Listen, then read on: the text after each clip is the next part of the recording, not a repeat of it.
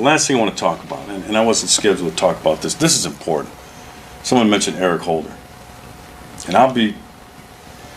I'm known for not sugarcoating things.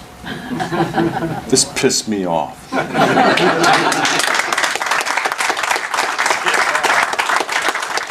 I sat up and watched as the events unfold in Ferguson, Missouri. Unfortunate situation, obviously.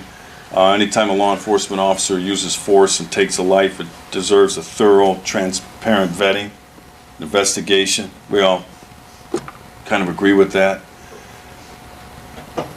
But then some groups started to converge on the small town of Ferguson, Missouri, like vultures on a roadside carcass.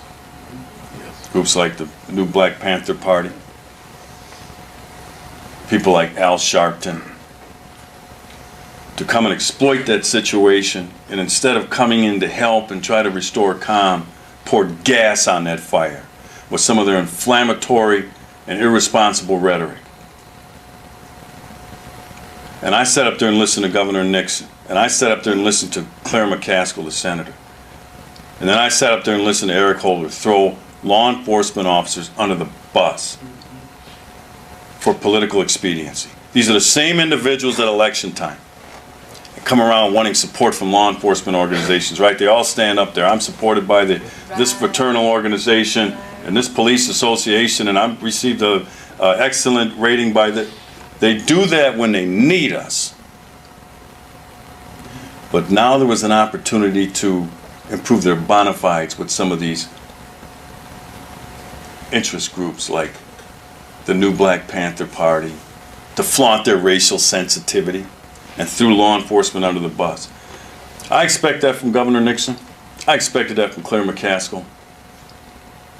Those are nothing but two-bit politicians. They do that sort of. That's what politicians do. You know that.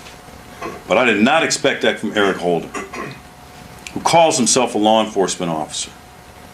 And instead of talking responsibly, instead of measuring his words, because that's what's needed at a time like that, you got to measure what you say, because tensions are high, and the wrong thing said can make a bad situation worse.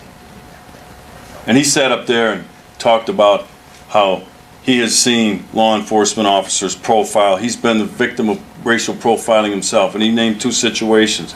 One in a traffic stop in New Jersey, and he said, I remember feeling the indignation as they searched my vehicle. And then he talked about a situation when he was in Georgetown, not too far from here, and how he and a friend were stopped on the way to the movie theater, and they felt that they were racially profiled. And he said, I was a federal prosecutor when those things happened. And I said, wait a minute. Mr. Attorney General, if you felt those officers had violated your Fourth Amendment rights and you're a federal prosecutor and you didn't say anything at the time, on behalf of everybody in the United States, you could have done something if you felt that? You could have made a complaint? Because all of us kind of realize in law enforcement, right? We testify. What do they say in court? If you didn't write it down, if you didn't report it, it didn't happen. And that's what I was thinking. Oh, really, Mr. Attorney General? You didn't report it then. You didn't write it down, but you're telling us some 10, 15 years later for self-serving purposes. I thought, why did you do that? You insulted every law enforcement officer, every man and woman that puts on that badge and uniform every day, risks their lives in service to their community. And I thought, how could you do that? Who cares about what happened to you? What about the people of Ferguson, Missouri right now?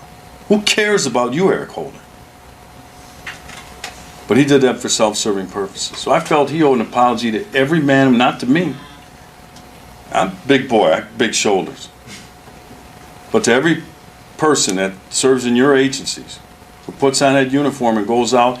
And this man sat up there and kind of insinuated that these law enforcement officers go out with some nefarious or malicious intent in their heart to deny people their rights and to indiscriminately shoot and take people's lives for nothing. And I was incensed by that. And that's why I said something publicly. And of course he didn't apologize. And of course he won't apologize. I don't expect him to, but I called him on it. because that's the same guy who shows up at the law enforcement memorial here in May in Washington, D.C. I've heard him speak. I was at the one 2 days ago as the name of one of my officers was placed on the wall. And he sits up there talking about the courage and commitment of our law enforcement officers across the country, and they serve with dignity and all that stuff. And I thought, you SOB. You didn't talk about the racial profiling then. Why are you bringing this up now? That's why I said something.